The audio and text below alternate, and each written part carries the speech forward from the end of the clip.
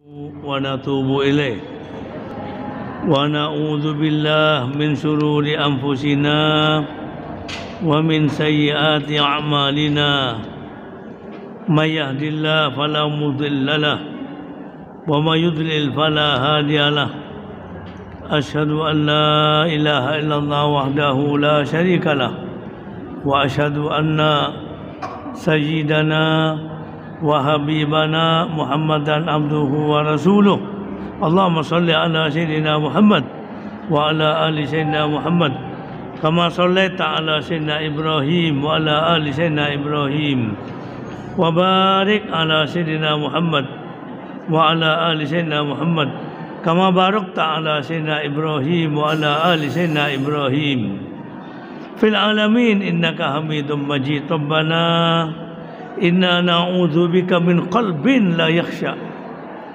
ومن علم لا ينفع ومن نفس لا تشبع ومن دعاء لا يسمع ربي زدنا علما وارزقنا فهما علمنا ما ينفعنا وانفعنا بما علمتنا أما بعد قال الله تبارك وتعالى في كتاب العزيز يا أيها الذين آمنوا اتقوا الله حق تقاته wala tamutunna illa wa antum muslimun.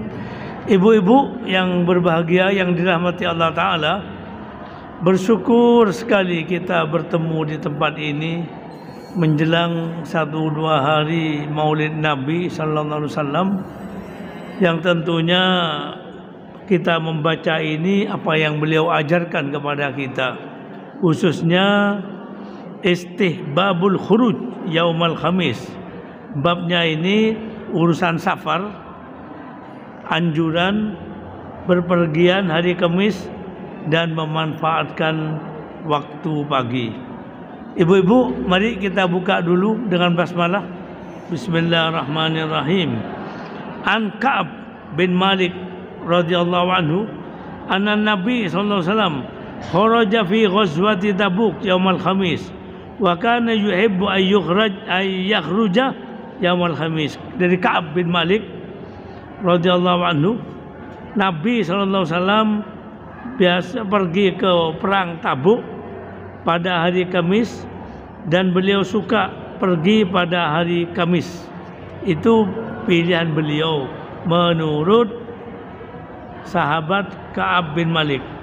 Wa fi riwayatin fi sahihain, dalam riwayat lain Sahih Bukhari Muslim, jarang sekali Rasulullah sallallahu alaihi wasallam pergi selain hari Kamis. Jarang sekali. Artinya pernah juga dilakukannya. Ini tentunya tinggal kita ini melihat keadaan. Kalau keadaan longgar bisa pilih Kamis, pilihlah hari Kamis.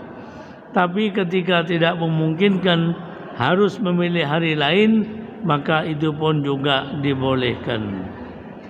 An Sakhar wa Wada'ah Al-Ghamidi As-Sahabi radhiyallahu anhu anna Rasulullah sallallahu alaihi wasallam qala Allahumma barik li ummati, Allahumma barik li ummati fi bukuriha, wa kana idza ba'atha sariyah aw jaisan ba'athahu min awwalin nahar, wa kana Sakhar tajiran fakana yab'ats tijaratahu awwalan nahar fa asra wa kasura maluh.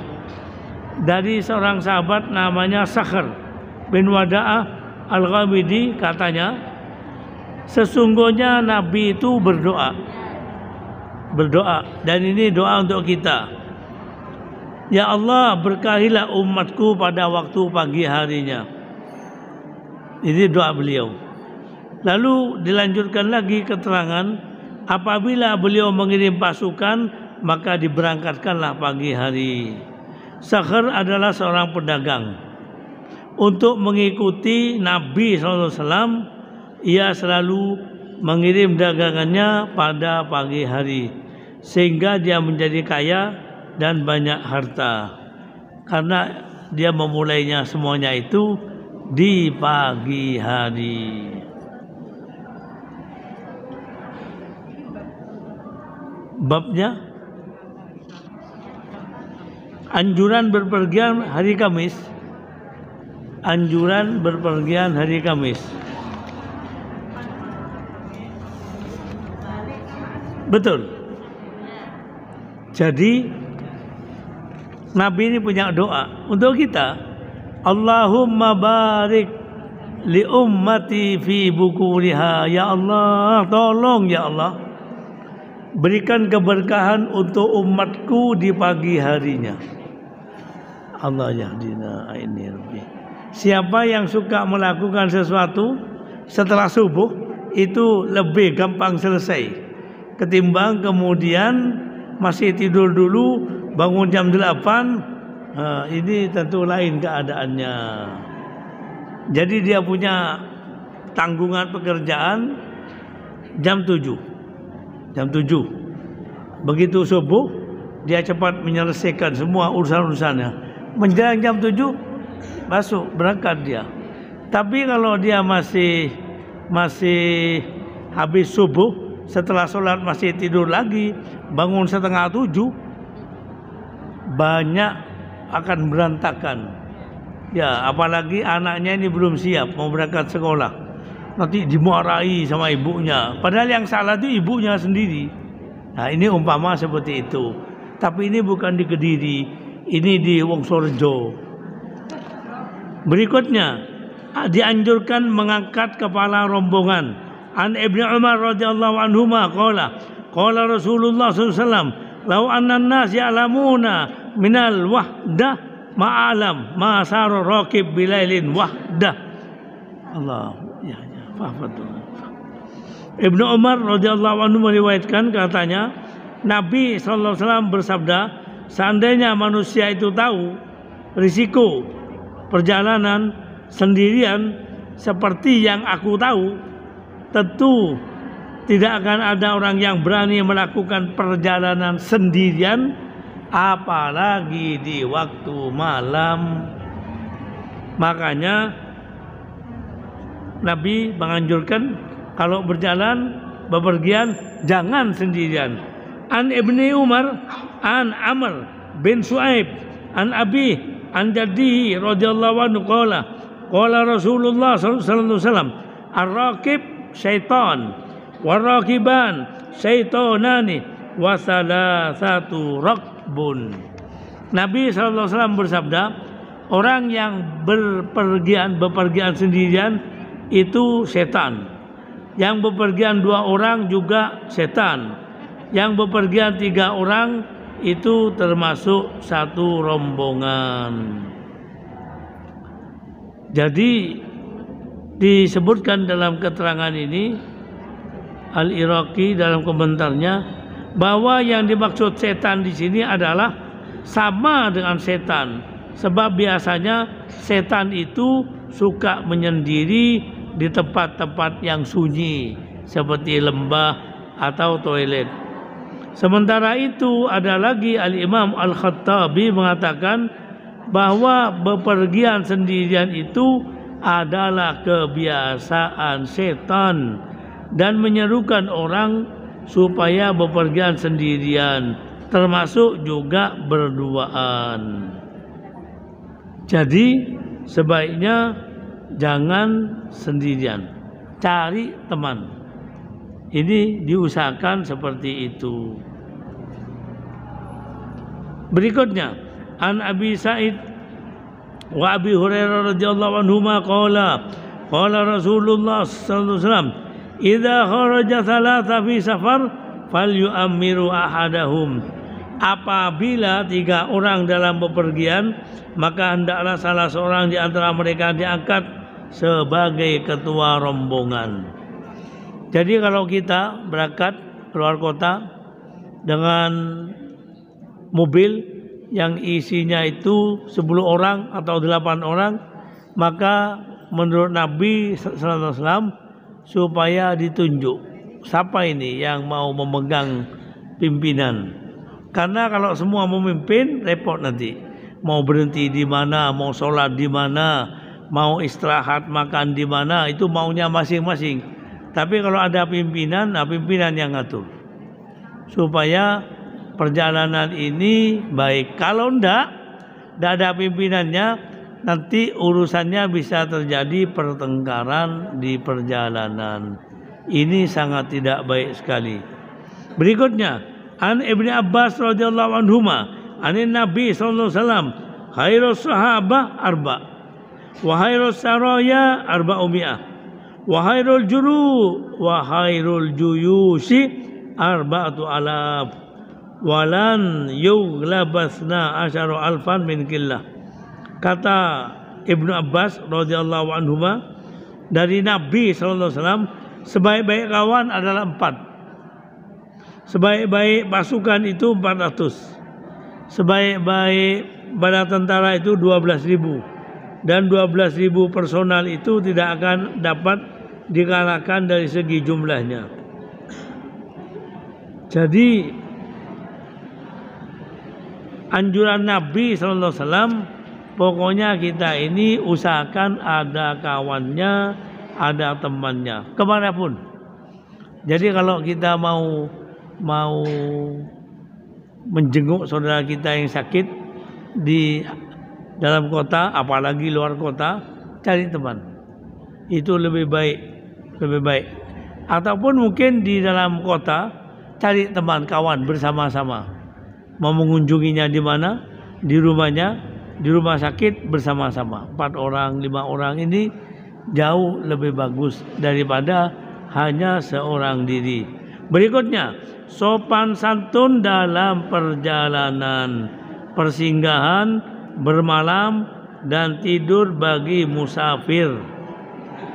An Abi Hurairah radhiyallahu anhu qala Rasulullah sallallahu alaihi wasallam, idza safartum fil khizbi fa'tawul ibil hadduha minal ardi, wa idza safartum fil jadab fa'asri'u 'alaiha as-sayr wa badiru biha nik yaha, wa idza arastum fajtanibut tariq fa inna turuqud dawab wa ma'wal hawa bil lail.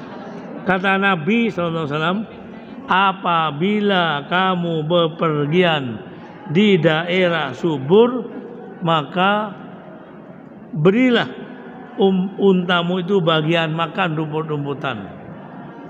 Kurang. Apabila kamu bepergian di daerah yang subur, jangan lupa untamu beri makan, beri makanan, beri rumput-rumputan. Dan apabila kamu bepergian di daerah yang tandus, maka percepatlah kendaraan untamu itu sebelum unta itu kehausan atau kelaparan.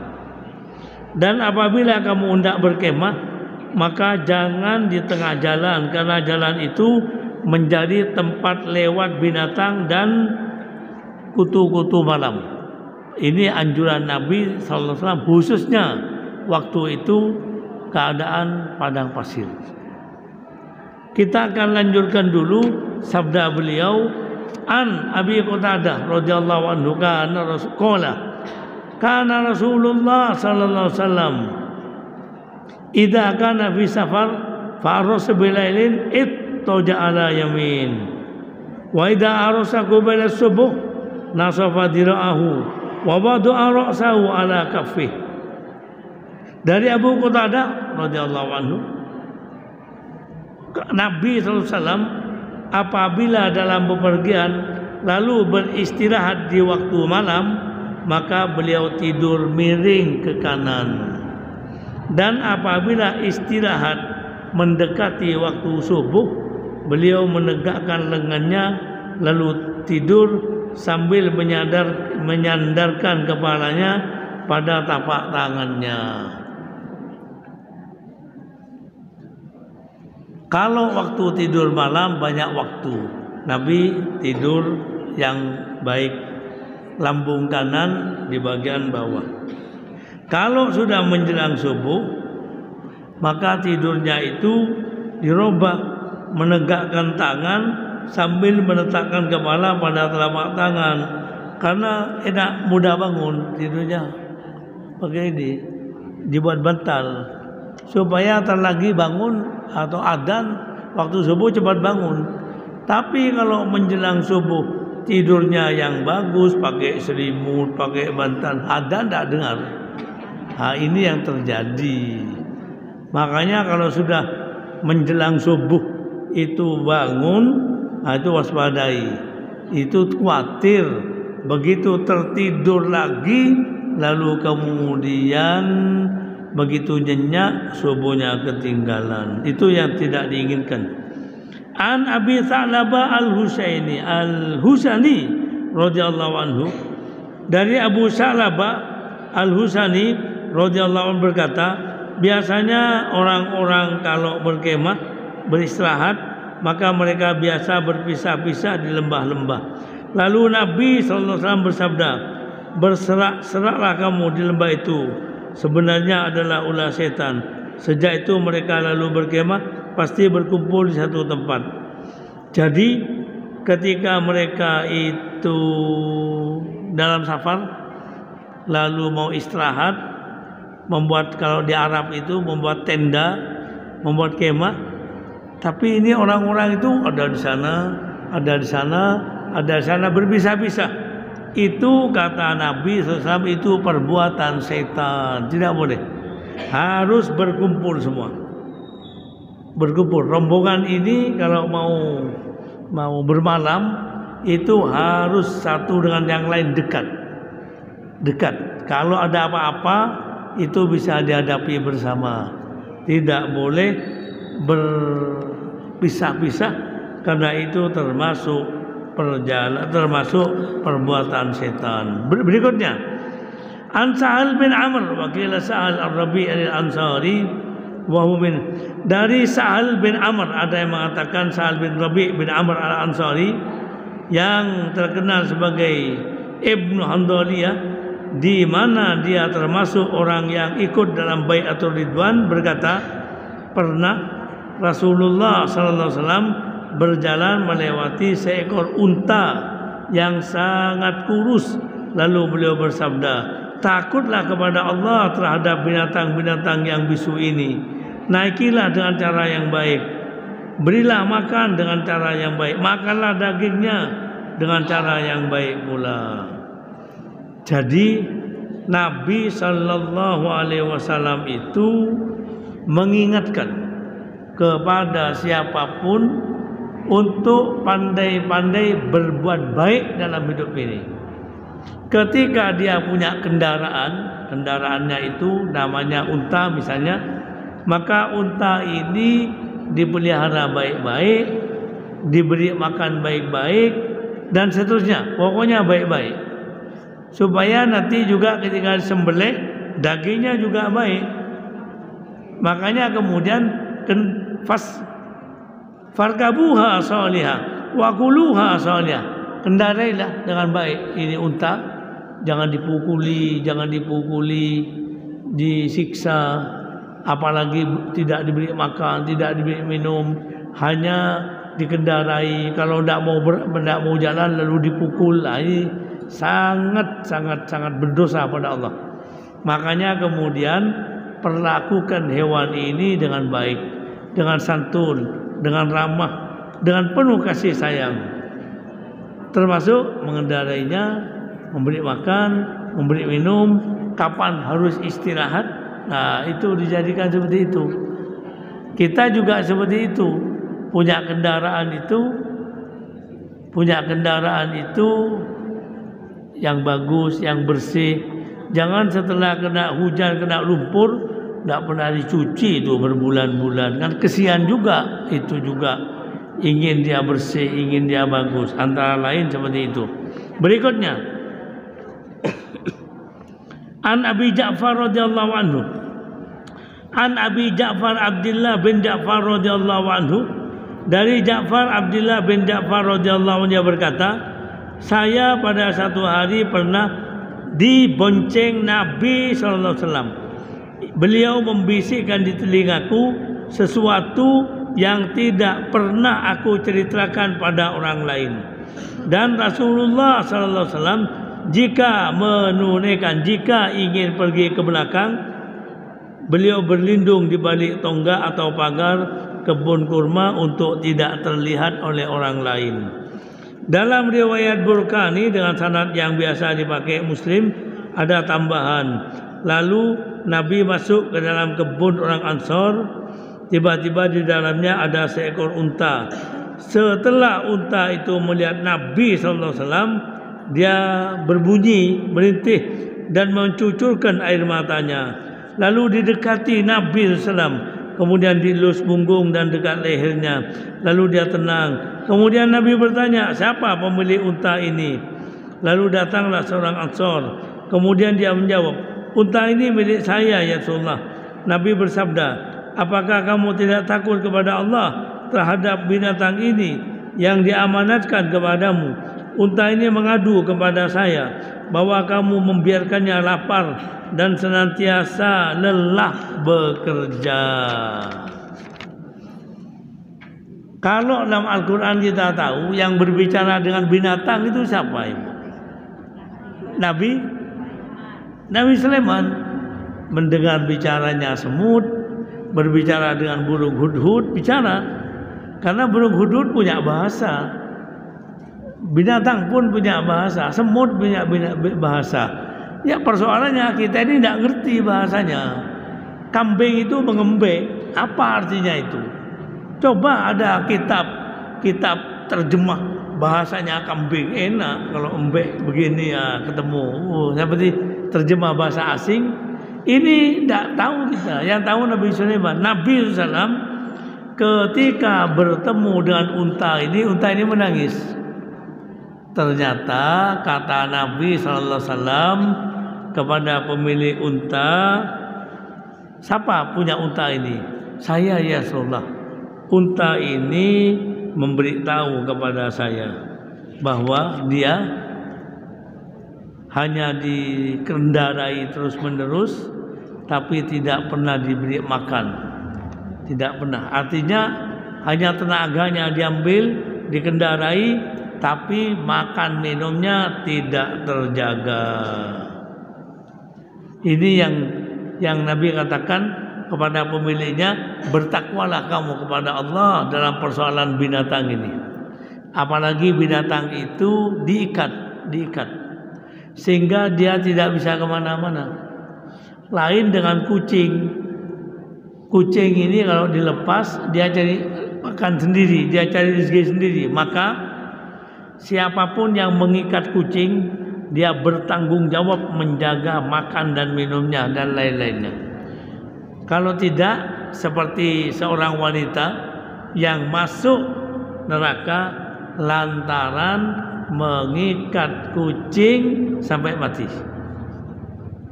Kucing, bukan orang, kucing. Tapi Nabi memberitahu, karena kucing inilah wanita ini masuk surga. Di sisi lain, karena seorang memberi minum binatang anjing, kok jadi dapat ampunan dari Allah? Kok malah dapat surga? Itu baru anjing. Bayangkan kalau memberi makan manusia. Ini tentu lebih hebat lagi. Makanya jangan meremehkan dosa sekecil apapun. Khawatir itu dimintai tanggung jawab besar oleh Allah. Jangan meremehkan kebaikan sekecil apapun, lakukan. Nemu kebaikan sekecil apapun, lakukan. Jangan beranggapan ini kecil kok tidak boleh. Yang punya hak untuk menilai itu Allah, bukan kita. Dosa. Ketika menghadapi dosa, kecil dosanya, ringan. Orang lain biasa berbuat. Tapi Islam mengingatkan jangan meremehkan dosa kecil. Jangan-jangan Allah menuntut dalam dosa itu. Itu yang kita tidak tahu. Kita ini tidak tahu mana amal kita yang diterima, mana amal kita yang tertolak. Kita tidak tahu. Tidak tahu. Sekarang ini sholat terus, beribadah terus, berzakat terus, bersedekah terus. Tapi mana pemberitahuan nilainya? Tidak ada. Nanti di akhirat baru nilai itu ditunjukkan, baru ditampakkan. Sholat kita yang sekian puluh tahun itu diterima berapa itu? Jangan-jangan diterima sepenuhnya, 100% diterima. Tapi ada pula yang diterima 9/10, 1/10 ditolak. Ada yang diterima separuhnya dibuang, ditolak. Makanya kita ini dianjurkan untuk menambah sholat wajib ditambah dengan sholat fardu, ditambah dengan sholat sunnah, khawatir nanti di akhirat sholat kita itu ada kekurangan. Berikutnya membantu teman. I'anatul rafiq an Abi Sa'id Al-Khudri radhiyallahu anhu. Dari Abi Sa'id Al-Khudri radhiyallahu anhu katanya, tak kala kami dalam perjalanan bersama Nabi sallallahu alaihi wasallam, tak kala kami dalam perjalanan, tiba-tiba ada seorang laki-laki datang sambil menoleh ke kanan dan ke kiri. Kemudian Nabi bersabda, siapa yang punya kelebihan kendaraan, maka hendaknya membantu yang tidak punya. Siapa yang punya kelebihan bekal, maka hendaklah dia membantu yang tidak punya bekal. Lalu Nabi menyebut macam-macam sehingga kami merasa bahwa tidak berhak seorang memiliki kelebihan. Jadi dalam satu perjalanan Nabi SAW memberi pelajaran kepada kita. Pertama, Nabi itu melihat ini, masing-masing dilihat apa persoalannya nih dari jamaah perjalanan itu. Ternyata ada seseorang yang dia tidak punya kendaraan, yang lain-lain sudah punya teman. Ini satu ini noleh kanan kiri, tidak ada yang mengajak untuk bersama. Nabi SAW mengingatkan, siapa di antara kamu yang ada kelebihan kendaraan, tolong yang belum punya kendaraan dibawa. Ibarat kita sekarang ini ketika naik motor atau naik mobil dalam satu takziah, dalam satu perjalanan untuk kepentingan apa, banyak orang, kita lihat mana ini teman kita yang mungkin dia tidak punya kendaraan. Siapa yang punya kendaraan lebih supaya diberikan kepada yang belum punya, ditawari. Dia naik apa, ditawari yang belum. Kalau dia punya kelebihan air, supaya diberikan kepada yang tidak punya air. Siapa yang punya kelebihan makanan, supaya dia memberikan kelebihan makanan itu. Pokoknya seakan-akan kesan Nabi ini hari itu dalam perjalanan tidak boleh ada orang punya kelebihan. Dalam arti ini teman kita ini sebenarnya itu tidak punya kendaraan, tapi kemudian orang-orang pura-pura tidak melihat, dibiarkannya dia berjalan kaki. Satu, atau teman kita itu ada yang tidak makan karena dia memang tidak punya makanan, tidak punya bekal, tapi yang lain-lain tidak peduli, pokoknya makan sendiri, berkerumun sendiri, bersenang-senang sendiri, kenyang sendiri. Teman kita sendirian itu ditinggal itu Nabi mengingatkan, sangat tidak boleh. Begitu kita makan berjamaah, lalu kita menoleh ada orang yang tidak punya kelompok, kita tidak kenal, itu kita datangi, ayo makan bersama. Jangan ditanya sudah makan atau mau makan, tidak usah ditarik, harus makan bersama. Kalau memang kita yang harus mengalah, kasih dia. Kita nanti berikutnya umpama seperti itu. Tidak boleh ada satu orang itu kemudian ditinggal. Apalagi dia sendirian, memang orang baru, tidak punya teman. Nah, kita yang memperhatikan urusan makanan, urusan minuman, urusan air, urusan apa saja termasuk kendaraan. Kemudian di sabdanya berikutnya, an Jabir radhiyallahu anhu an Rasulillah sallallahu alaihi wasallam, dari Jabir radhiyallahu anhu berkata, Nabi sallallahu alaihi wasallam ketika akan pergi berperang, beliau bersabda, hai orang Muhajirin, hai orang Ansor, sesungguhnya di antara teman-temanmu ada yang tidak punya harta, ada yang tidak punya keluarga, maka hendaklah saling bergabung 2 orang atau 3 orang. Maka tidak seorang pun di antara kami melainkan mesti bergantian kendaraan. Aku pun bergabung dengan 2 atau 3 orang. Kalau kendaraannya itu berupa unta, tidak mungkin sama-sama, maka gantian. Untuk 1 kilo kamu, setelah 1 kilometer ganti berikutnya. Pokoknya bergantian supaya tidak ada seorang pun yang kemudian sudah puluhan kilometer tapi dia tidak naik kendaraan atau tidak makan atau tidak minum. Ini membahayakan. Nah, itu Nabi SAW sangat-sangat memperhatikan. Makanya beliau ingatkan kepada para sahabat untuk memperhatikan ini. Yang terakhir bab ini andu qala, dari Jabir juga berkata radhiyallahu anhu, Nabi SAW dalam perjalanan biasanya di belakang, lalu mendorong kepada orang yang lemah dan memboncengnya serta mendoakannya. Pokoknya Nabi di belakang melihat apa yang terjadi. Mungkin ada yang perlu kendaraan, ada yang belum makan, ada yang itu Nabi dari belakang bisa mengatasi. Bukan lalu Nabi paling depan, lalu kemudian ada salah seorang jamaahnya ketinggalan karena tidak kuat berjalan. Tidak boleh. Bab baru, doa naik kendaraan. Ini sangat penting sekali.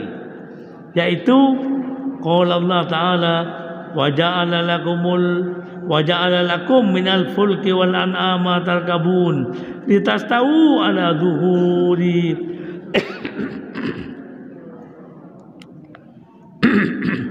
summa tadhkuru ni'mata rabbikum idza stawaitum alaihi wa taqulu subhanalladzi sakhkhara lana hadza wa ma kunna lahu muqrinin wa inna ila rabbina lamunqalibun.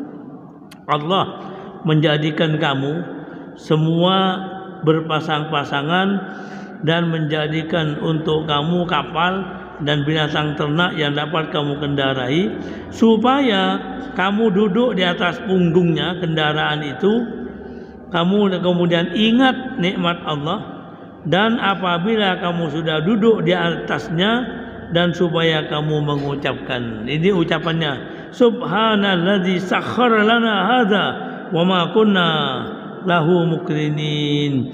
Segala puji bagi Allah, subhana, maha suci Allah yang telah menundukkan semua ini untuk kami, padahal kami sebelumnya tidak mampu menguasainya, dan sesungguhnya kami akan kembali kepada Tuhan kami. Jadi kendaraan zaman Nabi itu unta, binatang, kuda atau unta, binatang. Yang binatang ini jinak. Makanya kemudian orang yang mengendarainya supaya berdoa menyebut nama Allah. Yang disebut subhanalladzi sakhkhara lana hadza wa ma kunna lahu muqrinin. Maha suci Allah yang memudahkan kami dalam hal ini. Wa ma kunna lahu muqrinin, dan sebelumnya kami tidak bisa menguasainya. Wa inna ila rabbina lamunqalibun, dan kami semua, kita semua pasti kembali kepadanya. Jadi kendaraan ini sekarang ini, kita ini kendaraannya tidak unta, tidak kuda, tapi otomotif lah, andai kata seperti itu. Maka orang kalau naik unta, naik kuda, itu bisa-bisa untanya tiba-tiba marah, lalu tidak bisa dikendalikan. Kuda juga seperti itu. Termasuk bagaimana dengan kendaraan kita, lalu keadaannya sudah tak terkendali. Misalnya ini ada tikungan tajam, tapi lupa dari jauh sudah ternyata berikutnya jurang itu. Ini yang dikhawatirkan. Makanya sebelum berangkat ingat kepada Allah dulu, berdoa, meminta perlindungan, kemudian naiklah kendaraan itu. Begitu naik, berdoa lagi. Terus itu penting, berdoa lagi. Kalau pakai berdoa, coba ibu lihat di antara musibah yang terjadi untuk kendaraan, coba lihat ibu. Kita ini ngeri melihat kendaraan yang musibah. Allah yahdina. Allah inna nas'alukal afwa wal afiyah. Kita ini mohon perlindungannya ya Bu. Kita mohon perlindungannya. Semoga Allah melindungi kita. Jadi ketika seorang yang mengendarai motor karena ini merah, dia nunggu. Di belakang ada tergandeng, remnya blong. Dia tidak tahu itu. Dia mau nunggu itu, bukan mau mati, mau nunggu. Tapi harus meninggal dunia. Itu terjadi. Makanya ibu waspadai itu, waspadai. Keluar berdoa, keluar meminta pada Allah. Termasuk mau apa saja.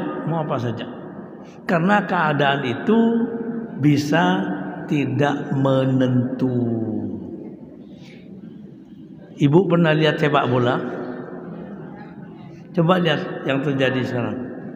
Apa orang-orang itu memang niat mau mati lillahi ta'ala? Bukan. Itu mau nonton karena ini senang, ini pertandingan yang bagus, yang baik, nonton. Dan kemudian terjadilah apa yang terjadi. Itu semua di luar perkiraan, di luar dugaan, tapi terjadi.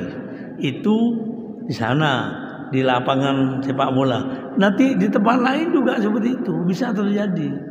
Jadi hidup ini Bu, bukan kita yang mengatur, bukan kita yang mengendalikan, tapi kita itu mohon kepada Allah. Kalau itu akan ada sesuatu musibah, berkenan kiranya Allah mengendalikan kita, mengatur kita. Kalau musibahnya ada di depan sana, berkenan kiranya Allah membelokkan kita ke kanan. Maunya lewat sana.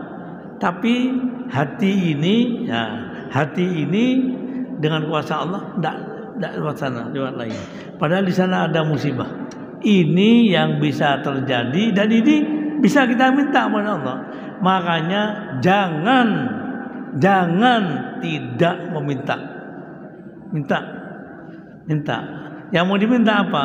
Pokoknya ibu minta. Tidak bisa bahasa Arab, pakai bahasa Indonesia. Ya Allah, tolong saya dalam perjalanan ini.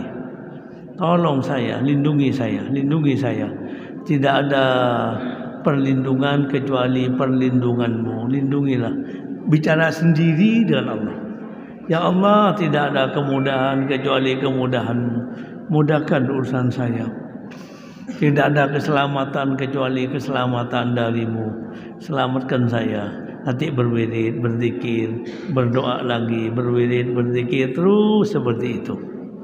Karena mungkin ibu ya, mungkin orang kalau jatuh dari kendaraan unta itu tidak apa-apa, paling patah sedikit.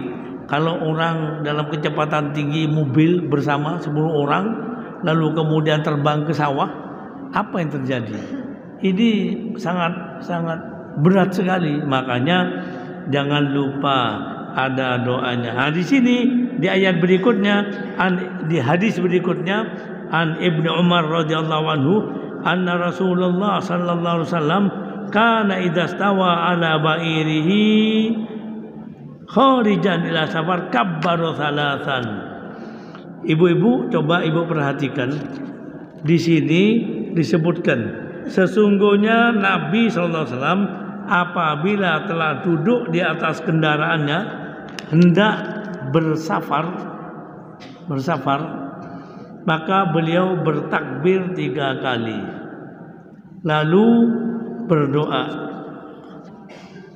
Di antaranya di sini subhanalladzi sakhkhara lana hadza wa ma kunna lahu mukrinin. Maha suci Allah yang telah memudahkan urusan ini kepada kami dan sebelumnya kami tidak menguasainya. Wa inna ila rabbina lamunqalibun, dan sungguh kami ini akan kembali kepada Tuhan kami. Allahumma inna nas'aluka fi safarina hadzal bir wat taqwa. Ya Allah, kami mohon dalam safar ini kebaikan dan takwa. Wa minal amal ma tardha, dan dari amal perbuatan yang kau ridhoi. Allahumma hawwin alaina safarana hadza. Ya Allah, mudahkan urusan perjalanan ini.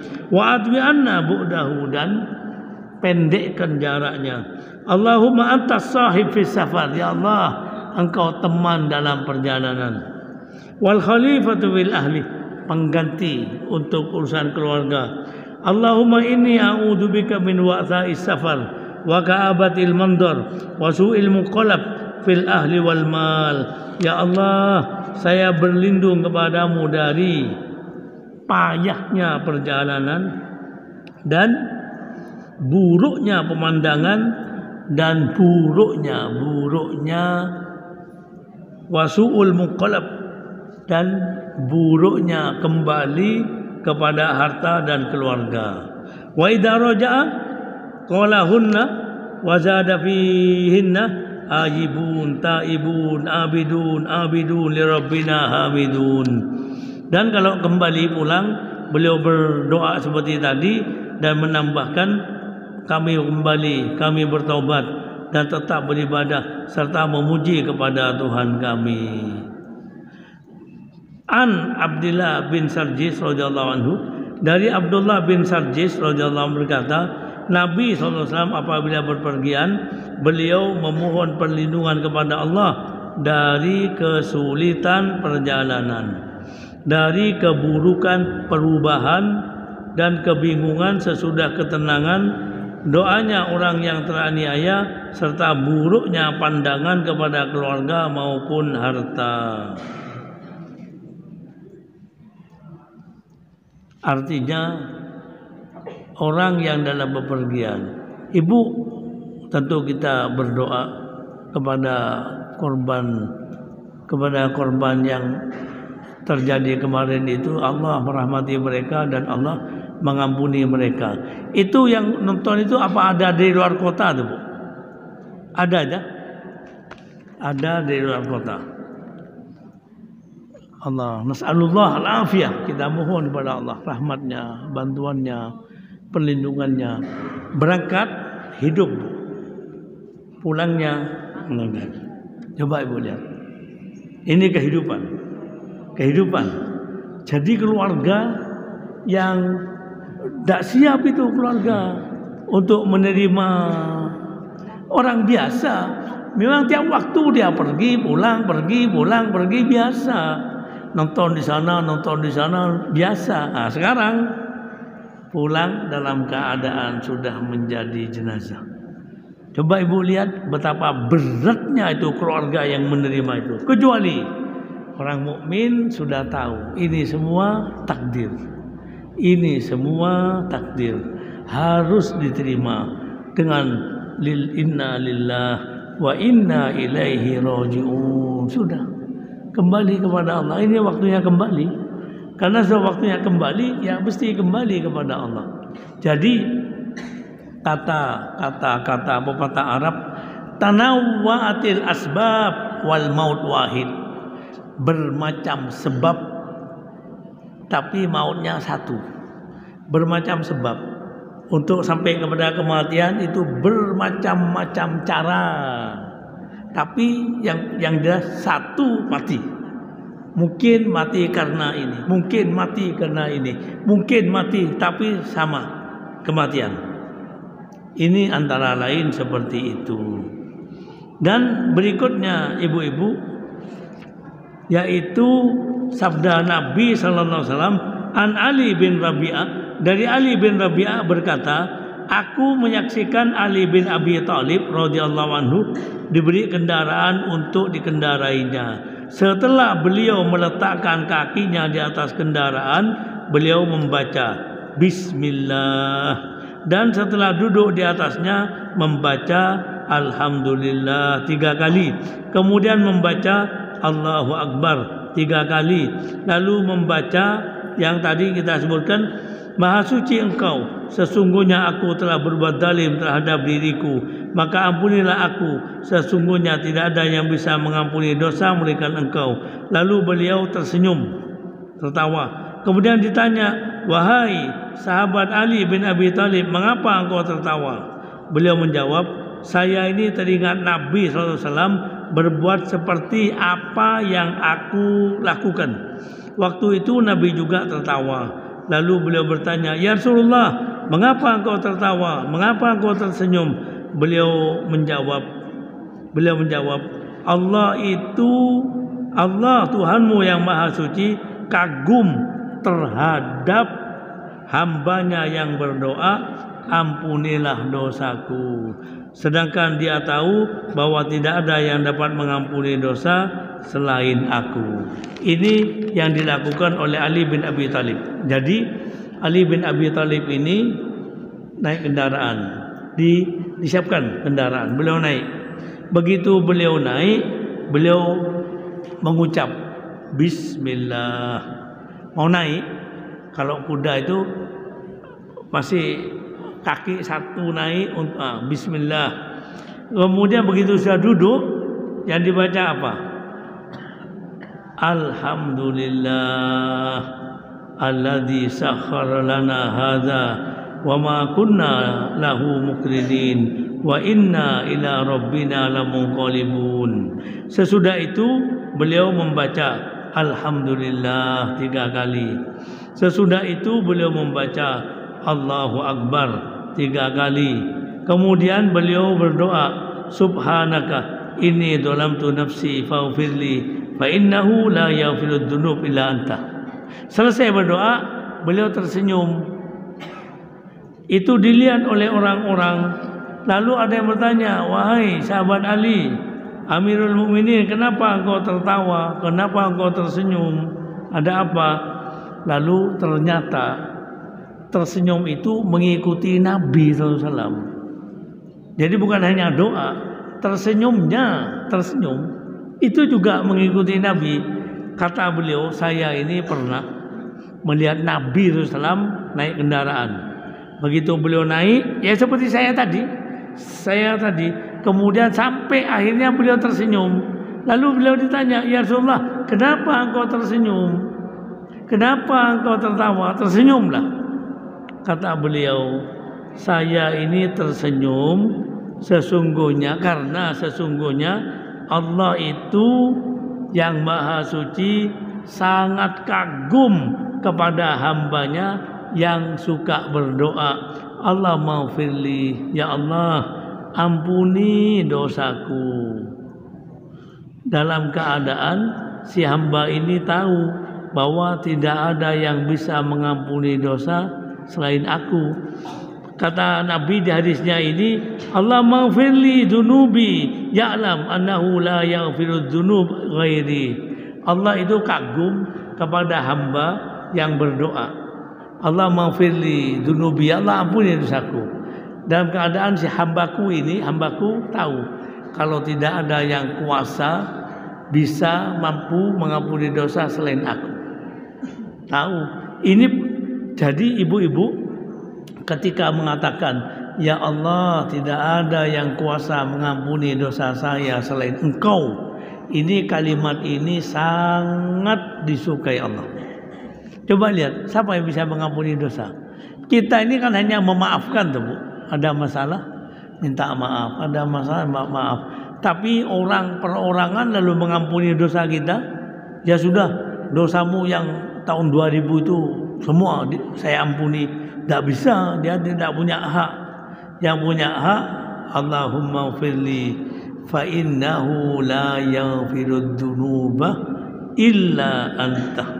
Ibu-ibu, mungkin ada yang ingin bertanya, saya persilakan. Sebelum akhir itu ada disebutkan, a'udzubillahi minasyaitonir rajim. Laqad ja'akum rasulun min anfusikum azizun alaihi ma anittum harisun alaikum bil mu'minin raufur rahim. Nabi kita sallallahu alaihi wasallam disebut oleh Allah SWT telah datang pada kamu seorang rasul dari kamu sendiri.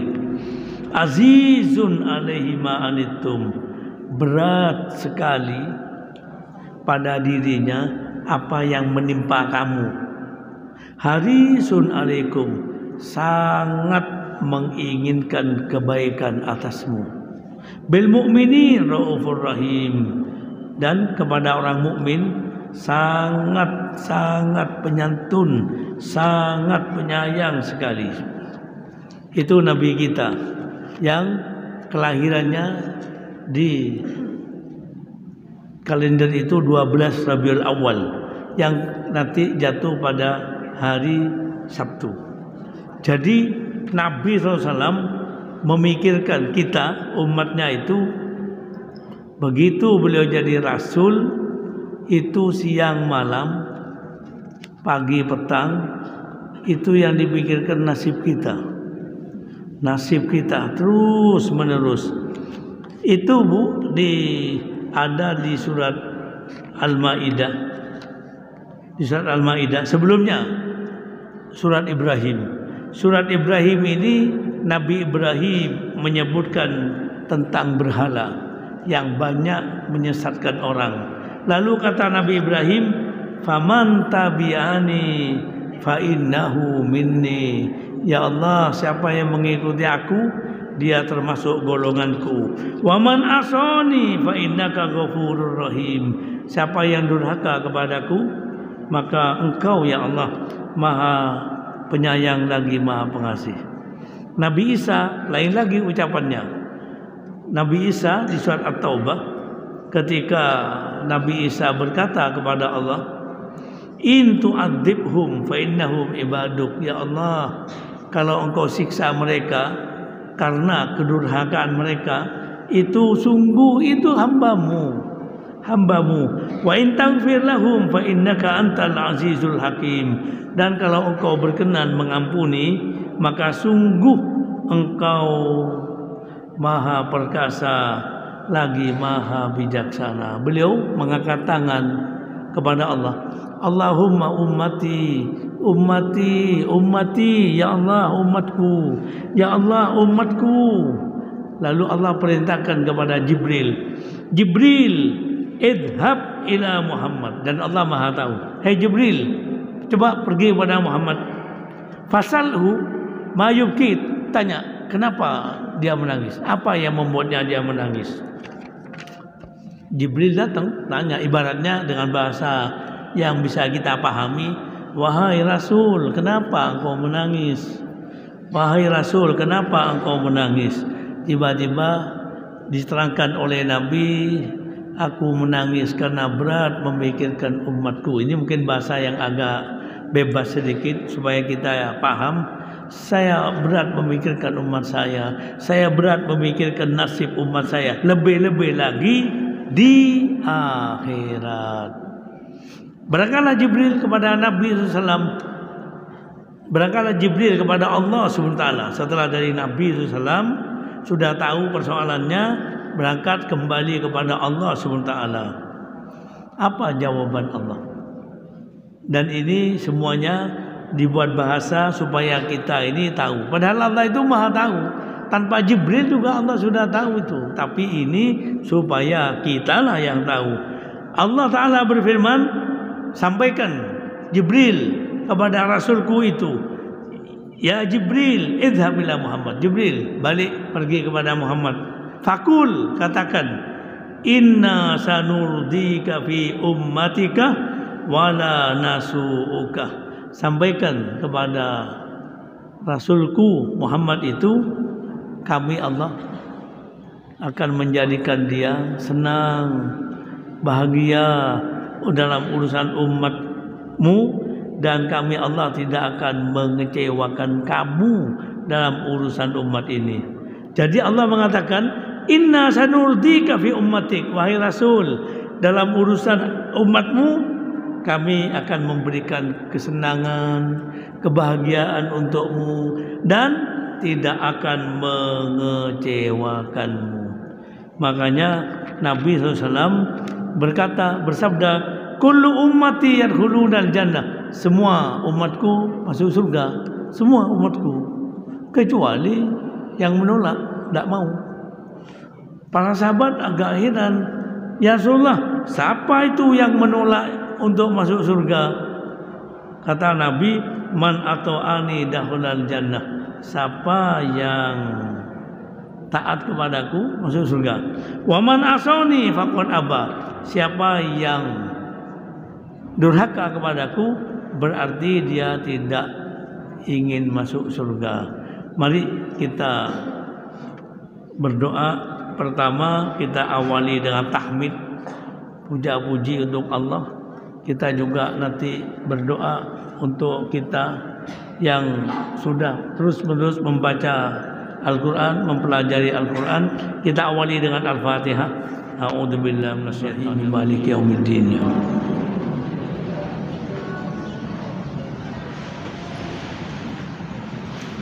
Alhamdulillahirabbil alamin. Hamdan katsiran thayyiban mubarakan fi. Rabbana lakal hamdu mil as-samawat wa mil al-ardi wa mil ma syi'ta min syai'in ba'd. Rabbana lakal hamdu hatta tarda wa lakal hamdu idza radit wa lakal hamdu ba'da ridha. Allahumma shalli ala sayyidina Muhammad wa ala ali sayyidina Muhammad kama shallaita ala sayyidina Ibrahim wa ala ali sayyidina Ibrahim wa barik ala sayyidina Muhammad wa ala ali sayyidina Muhammad kama barakta ala sayyidina Ibrahim wa ala ali sayyidina Ibrahim. Allahumma shalli wa sallim wa barik ala sayyidina Muhammad wa ala ali sayyidina Muhammad kama shallaita wa sallamta wa barakta ala sayyidina Ibrahim wa ala ali sayyidina Ibrahim. Allahumma arhamna bil Qur'an, Allahumma hdina bil Qur'an, Allahumma nawwir qulubana bil Qur'an wa nawwir buyutana bil Qur'an wa nawwir quburana bil Qur'an wa 'allimna ma jahilna minal Qur'an wa dzakkirna ma nasina min. Allah maj'al hujjatan lana, Allah maj'al hujjatan lana wa la taj'al hujjatan alaina. Allahumma shalli ala sayyidina Muhammad wa ala ali sayyidina Muhammad kama shallaita ala sayyidina Ibrahim wa ala ali sayyidina Ibrahim wa barik ala sayyidina Muhammad wa ala ali sayyidina Muhammad kama barakta ala sayyidina Ibrahim wa ala ali sayyidina Ibrahim bil alamin innaka Hamidum Majid. Rabbana la tuzigh qulubana ba'da idh hadaitana wa hab lana min ladunka rahmah innaka antal wahhab. Rabbana atina min ladunka rahmah, Rabbana atina min ladunka rahmah wa hayyi' lana min amrina rasyada. Allahumma ya Allah, di tempat ini dalam keadaan seperti saat ini, Allahumma ya Allah, yang kami dambakan adalah rahmat-Mu, kasih sayang-Mu. Kami sangat menginginkan rahmat-Mu, kami sangat menginginkan kasih sayang-Mu. Allahumma ya Allah, tidak ada rahmat bagi kami kecuali rahmat-Mu. Rahmatilah kami, rahmatilah kami di dunia, rahmatilah kami di akhirat, rahmatilah kami di waktu lapang, rahmatilah pula kami di waktu sempit, rahmatilah kami di waktu senang, rahmatilah kami di waktu susah, rahmatilah kami waktu kehidupan dunia kami, rahmatilah kami ketika kami akan menghadapi kematian, rahmatilah kami ketika kami masuk ke alam barzakh, rahmatilah kami ketika kami berdiri di hadapan-Mu, dan masukkan kami ke dalam surga-Mu dengan rahmat-Mu, dan lindungilah kami dari api neraka juga dengan rahmat-Mu. Birahmatika ya arhamar rahimin. Allahumma ya Allah, di antara kami ada yang saat ini sedang mengalami kesedihan. Tolonglah ya Rabb, hilangkan kesedihan itu dan hilangkan kesedihan itu dan ganti dengan kesenangan. Di antara kami ada yang mengalami kesulitan dalam hidup ini, ya Allah hilangkan kesulitan itu, mudahkan kehidupannya. Ya Allah, di antara kami ada yang sedang mengalami hutang dan memiliki hutang, tidak ada yang membantu kami, tidak ada yang membantunya kecuali Engkau. Lunaskan hutangnya, mudahkan urusannya, berikan keberkahan dalam hidupnya. Jangan ada dosa pada kami saat ini, melainkan berkenan Engkau mengampuni. Jangan kiranya ada kesedihan pada kami, melainkan Engkau menghilangkannya. Jangan pula ada kesempitan pada kami, melainkan Engkau melapangkannya. Jangan pula ada yang sakit di antara kami, di antara keluarga kami, melainkan Engkau menyembuhkannya. Jangan pula ada hutang pada kami, melainkan Engkau melunasinya. Jangan pula ada yang fakir di antara kami, melainkan Engkau mencukupinya. Jangan pula ada kesulitan pada kami, melainkan Engkau memudahkannya. Mudahkan semua urusan kami, urusan ibadah kami, urusan dunia kami, urusan akhirat kami. Perbaikilah semua urusan ibadah kami, perbaikilah semua urusan dunia kami, perbaikilah semua urusan akhirat kami. Alaika tawakkalna wa ilaika anabna wa ilaikal masir. Rabbi ighfir lana wa liwalidayna warhamhuma kama rabbayana shighara. Rabbana atina fid dunya hasanah wa fil akhirati hasanah wa qina adzabannar wa qina adzabannar wa adkhilnal jannata ma'al abrar ya aziz ya ghaffar ya rabbal alamin. Wa sallallahu ala sayyidina Muhammad wa ala alihi wa sahbihi ajmain. Wa subhana rabbika rabbil izzati amma yasifun wa salamun alal mursalin walhamdulillahi rabbil alamin. Lebih kurangnya mohon maaf. Wabillahi taufiq wal hidayah wal ridha wal inayah. Wassalamualaikum warahmatullahi wabarakatuh.